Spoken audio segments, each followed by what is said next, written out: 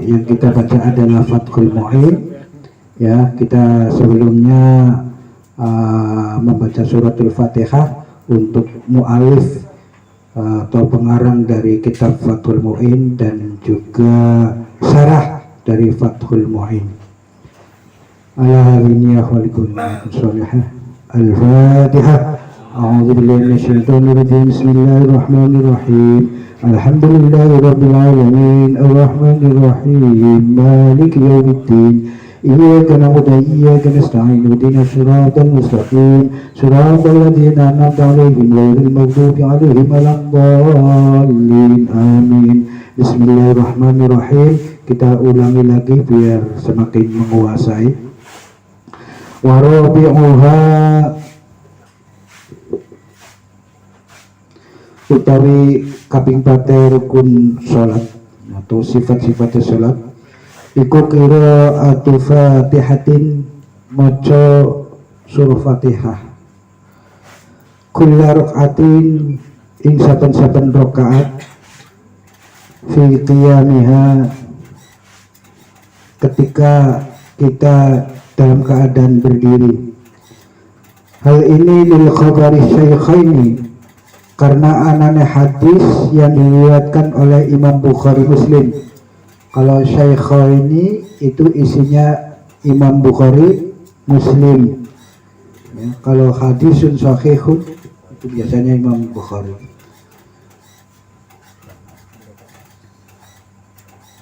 Kata hadis yang diriwayatkan oleh Imam Bukhari Muslim, la sholata liman lam yaqra bi Fatihatil kitab.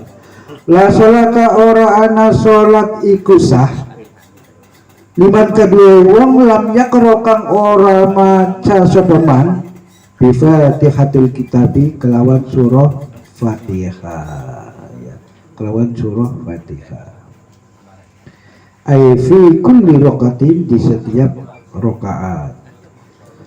Jadi apakah itu sholat wajib, apakah itu sholat sunnah, rukun yang namanya Fatihah itu termasuknya rukun qauli, rukun yang sebangsa ucapan. Karena di dalam sholat itu yang namanya rukun itu ada dua, ada rukun qauli dan ada rukun fi'li.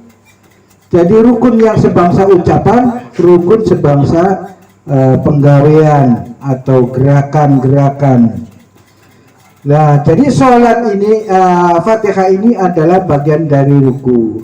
Tentu saja ahli sunnah wal jamaah yang berpegang kepada diantaranya Imam Syafi'i itu Fatihah bersamaan dengan Bismillahirrahmanirrahim.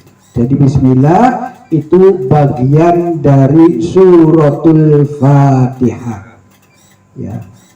Suratul Fatihah, sementara Imam Malik itu menganggap bahwa Bismillah itu bukan bagian dari surah Fatihah. Imam Hanafi juga bukan dari bagian surah Fatihah, tapi sekedar penyambung. Lah, Imam Syafi'i dalam rangka ihtiyaton, kehati-hatian, bahwa Bismillah itu bagian dari suratul Fatihah. Dan sebelum kita membaca Bismillah, sunnah ta'awudz, kita baca a'udzu billahi minasy syaithanir rajim. Nah, kemarin itu kita sudah pernah menghitung bahwa Bismillahirrahmanirrahim sampai waladhdallin ini kalau kita hitung dari jenis tasdid ya, tasdidnya ini semuanya ada berapa kemarin? Ada 14, jumlahnya ada 14 dari mulai Bismillahirrahmanirrahim. Itu berapa itu? 3 ya. Bismillahirrahmanirrahim 3. Alhamdulillahi rabbil alamin. Pokoknya semuanya 14. Ditambah dengan hurufnya itu 141.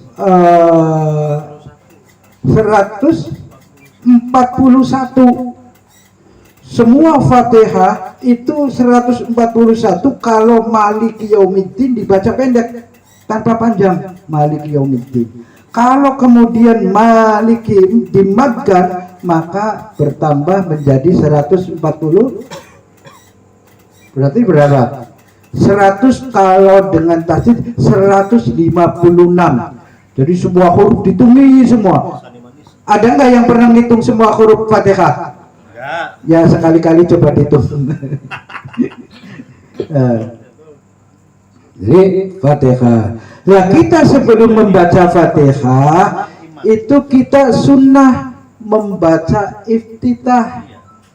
Allahu akbar kabira walhamdulillahi katsira wa subhanallahi bukratan wa asila. Inni wajjahtu wajhiya lilladzi fataras samawati wal arda hanifan musliman wa ma ana minal musyrikin. Inna sholati wa nusuki wa mahyaya wa mati lillahi rabbil alamin la syarika lahu wa bidzalika umirtu wa ana minal muslimin. Nah itu sunnah ya, memang riwayatnya banyak, ada yang Allahu akbar kabiro, ada yang langsung wajah tu wajhiya. Imam Muslim meriwayatkan wajah tu wajhiya langsung. Nah, ada banyak yang lainnya, tetapi yang maksud di kalangan kita diawali dengan Allahu akbar kabiro. Nah, ketika kita selesai baca iftitah itu berhenti sejenak. Sunnah. Ukuran apa? Ukurannya subhanallah. Ya tidak berarti kita membaca subhanallah. Ukurannya artinya berhenti sejenak. Ketika kita takbir ya berhenti sejenak. Ya kita baca waladhdallin amin. Setelah itu kemudian berhenti dulu. Itu sunnah. Ya, sunnah. Jadi kita penting melaksanakan sunnah-sunnah yang ada di dalam sholat. Kalau kita meninggalkan sunnah berarti kita mengerjakan makruh. Nah, mengapa kemudian kita orang melakukan sholat, ya orang melakukan sholat nih, sholat yang fungsinya itu bukan sekedar kewajiban, bukan sekedar imaduddin, bukan sekedar penyangga agama, tetapi memiliki fungsi kontrol sebagai tanha anil fahsya'i wal munkar, mencegah segala tindak kejahatan dan kemungkaran. Tetapi anehnya ada orang sholat, di sisi lain ada orang maksiat. Jadi ada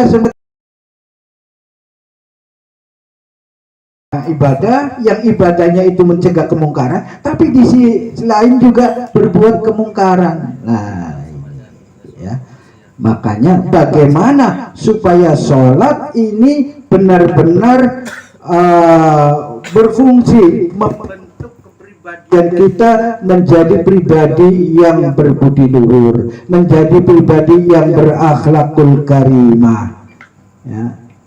Dengan apa? Kita memperhatikan rukun-rukunnya sholat, kita memperhatikan sunnah-sunnahnya sholat, kita memperhatikan fadilah-fadilahnya sholat. Dengan demikian kita mudah-mudahan sholatnya masuk dalam kategori qad aflahal mu'minun alladzina hum fi sholatihim khashi'un. Sadaqallahul adzim.